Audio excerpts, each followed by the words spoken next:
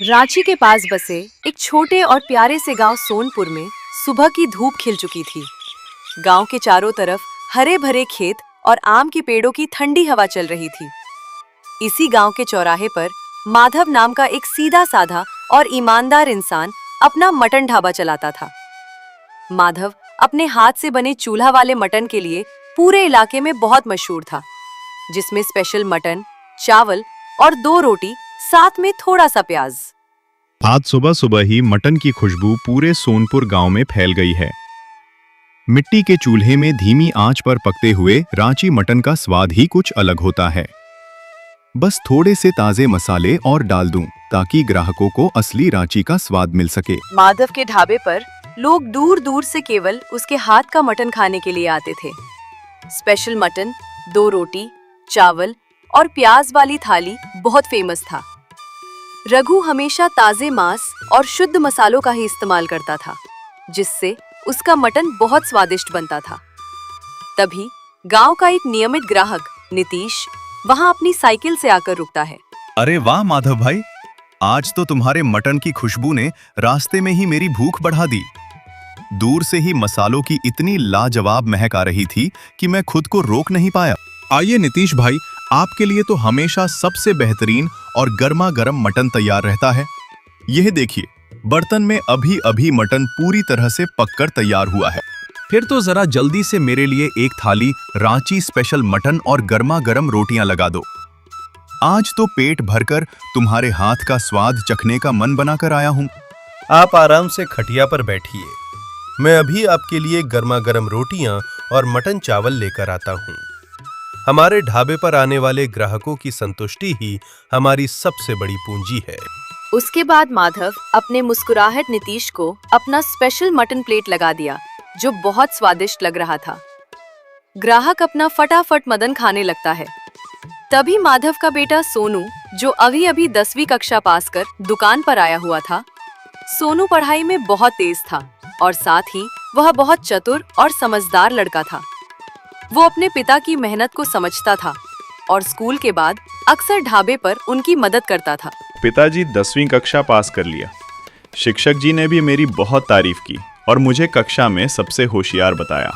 जीते रहो मेरे लाल, तुम्हारी कामयाबी की खबर सुनकर मेरा दिल सच में खुश हो गया। तुम मन लगाकर पढ़ाई करो बेटा, तुम्हें बड़ा होकर एक बहुत बड़ा अफसर बनना है। आप अकेले थक जाते हैं, इसलिए मैं आपके सारे कामों को आधा कर दूंगा। यहाँ ढाबे पर तो मैं सब संभाल लेता हूँ, तुम्हें ज्यादा परेशान होने की जरूरत नहीं है। अरे पिताजी, मुझे आपके साथ मटन बनाना बहुत पसंद है। चलो मैं भी आपकी मदद करता हूँ। तुम्हारे मटन के साथ तुम दोनों बाप बेटों की बातें भी बहुत मीठी हैं।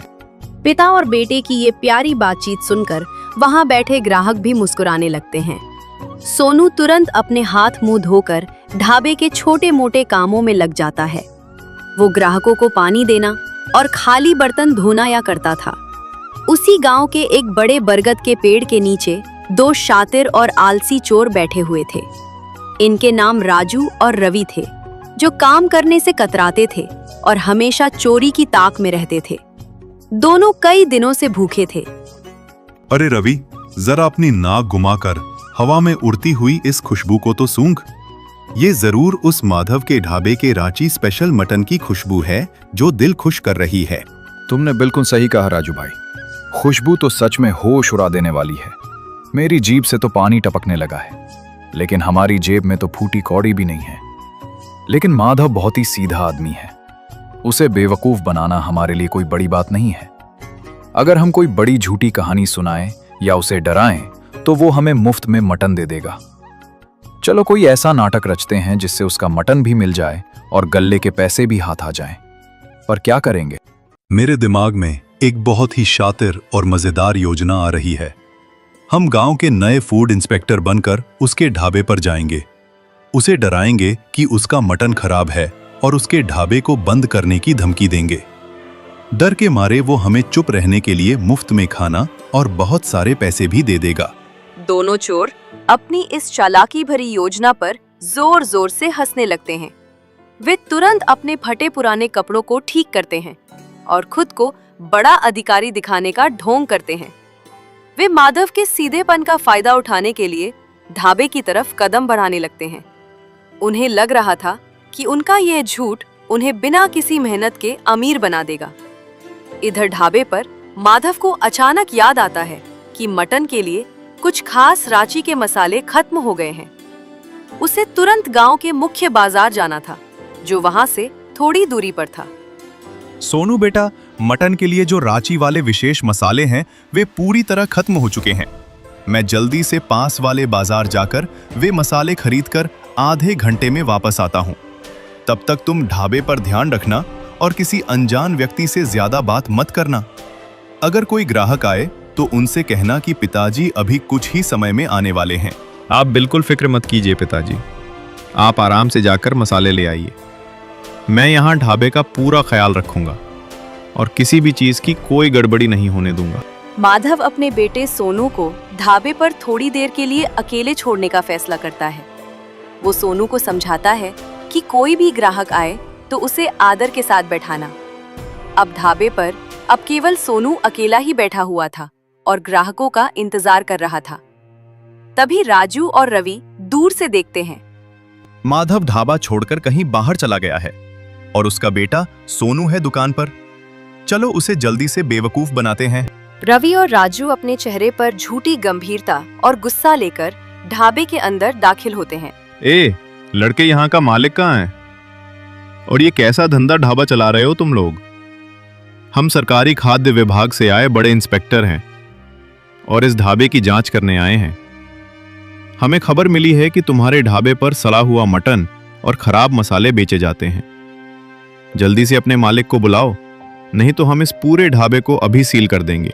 सर, मेरे पिताजी अभी कुछ जरूरी काम से बाहर गए हैं और थोड़ी देर में आते ही होंगे। हाँ छोटे, हमारी एक रिपोर्ट से तुम्हारा यह पूरा ढाबा हमेशा के लिए बंद हो सकता है। देखो, इस हांडी में जो मटन पक रहा है उसकी खुशबू ही हमें बहुत संदेहास्पद लग रही है। जांच के लिए हमें यह पूरा मटन खाना पड़ेगा और तुम्हारी रसोई की तलाशी लेनी होगी। चिंटू उनकी हरकतों को बहुत ध्यान से देख रहा था और उसे तुरंत कुछ अजीब महसूस हुआ। लेकिन आप लोग सरकारी अधिकारी हैं तो आपके पास आपका पहचान पत्र जरूर होगा। सरकारी नियम के अनुसार जांच शुरू करने से पहले आपको अपना सरकारी कार्ड दिखाना होगा। चिंटू के मुंह से पहचान पत्र की बात सुनकर दोनों चोरों के चेहरे का रंग उड़ गया। वो समझ नहीं पा रहे थे कि ये लड़का इतनी समझदारी और निडरता से कैसे बात कर रहा है। रवि ने बात को संभालने की कोशिश करके डराने लगा। तुम्हारी इतनी हिम्मत कि तुम बड़े अधिकारियों से उनका पहचान पत्र मांग रहे हैं? ये डायरी देख रहे हो ना? इसमें बड़े बड़े अपराधियों और धोखेबाजों के नाम लिखे हुए हैं। अगर मैंने तुम्हारा नाम इस सरकारी डायरी में लिख दिया तो पुलिस तुम्हें और तुम्हारे पिता को पकड़ ले जाएगी। चुपचाप जो कहा है वो करो, वरना अंजाम बहुत बुरा होगा। लेकिन गगन बहुत चतुर था। वो उनकी घबराहट को भांप चुका था और उनके झूठ को समझ गया था। अरे रवि सर, इस बच्चे को कानून की समझ नहीं है, इसलिए यह इतनी बकवास कर रहा है। छोटे बच्चे सरकारी अफसरों से बहस करना बहुत बड़ा जुर्म है और इसकी सजा जेल है। अरे सर, आप लोग तो नाराज हो गए। मैं तो बस सरकारी नियम की बात कर रहा था। अगर आप सचमुच बड़े अधिकारी हैं तो आपको हमारे ढाबे का सबसे खास मटन चखना ही चाहिए। हमारे पास एक ऐसा मटन है जो केवल खास मेहमानों और बड़े अधिकारियों के लिए ही बनता है। मैं अभी रसोई सेवा गुप्त बर्तन लेकर आता हूँ। आप दोनों कृपया यहाँ आराम से बैठिए। सोनू मुस्कुराते हुए अंदर रसोई की तरफ जाता है और अपना दिमाग दौड़ाने लगता है। उसे पता था कि ये दोनों चोर हैं, जो मुफ्त में खाने और पैसे लूटने के इरादे से आए हैं। जरूर मुझे बेवकूफ बनाकर यहाँ का सारा खाना खाना चाहते हैं। अभी इन लोगों को यहाँ का स्वादिष्ट मटन खिलाता हूँ, उसके बाद ही अपनी जिंदगी में कभी यहाँ मटन खाने नहीं आएंगे। ये लीजिए सर, ये हमारे ढाबे का सबसे स्वादिष्ट, रांची का सबसे लजीज मटन है। इसे खाने के बाद बड़े बड़े अधिकारियों की आंखें खुल जाती हैं। आप दोनों इसे बड़े चाद से खाइए। दोनों ही कर मटन की थाली को देखकर बड़े ही खुश हो जाते हैं। वाह, दिखने में तो ये मटन बहुत ही स्वादिष्ट और लाजवाब लग रहा है। राजू, देखा, मेरी चालाकी काम कर गई और इस बच्चे ने डर के मारे हमें खास मटन परोस दिया।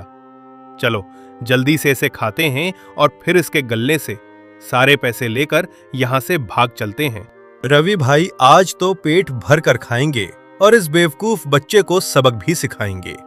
इस मटन की रंगत देखकर ही मेरी भूख 4 गुना बढ़ गई है। अब रुका नहीं जा रहा। दोनों चोरों ने मटन का बड़ा सा निवाला तोड़ा और लालच में आकर उसे मुंह में डाल लिया। लेकिन जैसे ही वो तीखा मटन उनके गले के नीचे उतरा, उनके होश उड़ गए। भूत झोलिया मिर्च का भयानक तीखापन उनके मुंह, कान और आंखों से धुआं निकलने लगा। दोनों के चेहरे लाल हो गए और वो पानी पानी चिल्लाते हुए जमीन पर कूदने लगे। अरे बाप रे बाप, ये कैसा मटन है? इसने तो मेरे मुंह के अंदर आग ही लगा दी। मेरी जीभ जल रही है। पानी लाओ, कोई जल्दी से ठंडा पानी लाओ, वरना मेरी जान ही निकल जाएगी। हे लड़के, तुमने इस मटन में जहर मिला दिया है क्या? जल्दी। अरे सर, ये तो हमारे यहाँ का सबसे बेहतरीन और असली रांची का सरकारी मटन है। ओ सब छोड़ो, हमें पानी लाके दो। पानी तो अंदर रसोई में खत्म हो गया है। मैं कुएं से ताजा पानी भरने जा रहा हूँ। तब तक आप दोनों इस स्वादिष्ट और सरकारी जांच वाले मटन का पूरा आनंद उठाइए। दोनों चोर तीखेपन के मारे तड़प रहे थे और ढाबे के चारों तरफ पागलों की तरह चिल्ला रहे थे। तभी संदीप बाजार से ताजे मसाले लेकर ढाबे पर वापस लौट आता है। वो देखता है कि 2 आदमी मुंह से लार टपकाते हुए और रोते हुए पानी के लिए चिल्ला रहे हैं। अरे चिंटू बेटा, ये सब क्या हो रहा है? और ये दोनों लोग कौन हैं जो ऐसे चिल्ला रहे हैं? और इनके चेहरे इतने लाल क्यों हो गए हैं? पिताजी, ये दोनों खुद को बहुत बड़े खाद्य विभाग के इंस्पेक्टर बता रहे थे। ये हमारे ढाबे को बंद करने की धमकी देकर मुफ्त का मटन और गल्ले के पैसे मांग रहे थे। इसलिए मैंने इनकी जांच करने के लिए इन्हें अपनी विशेष मिर्च वाला मटन खिला दिया। अब देखिए सरकारी अधिकारियों की सारी हेकड़ी कैसे हवा में उड़ गई है। अच्छा, तो ये दोनों ढोंगी चोर हैं जो मेरे सीधेपन का फायदा उठाने आए थे। बेटा, तुमने अपनी सूझबूझ से आज हमारे ढाबे और गल्ले के पैसों को बचा लिया। अब इन चोरों को पुलिस के हवाले करना होगा ताकि इन्हें अपनी करनी का फल मिल सके। दोनों की बात सुनते ही रवि और राजू के पैरों तले जमीन खिसक गई। वो समझ गए कि अगर पुलिस आ गई तो वो सीधे जेल की सलाखों के पीछे पहुंच जाएंगे। तीखेपन से तड़पते हुए भी दोनों ने वहां से भागने की पूरी कोशिश करने का फैसला किया। इस छोटे बच्चे ने आज हमें बहुत बुरी तरह फंसाया है और हमारा मजाक उड़ाया है। आज तो हम यहाँ से किसी तरह भाग रहे हैं, लेकिन हम इसका बदला जरूर लेंगे।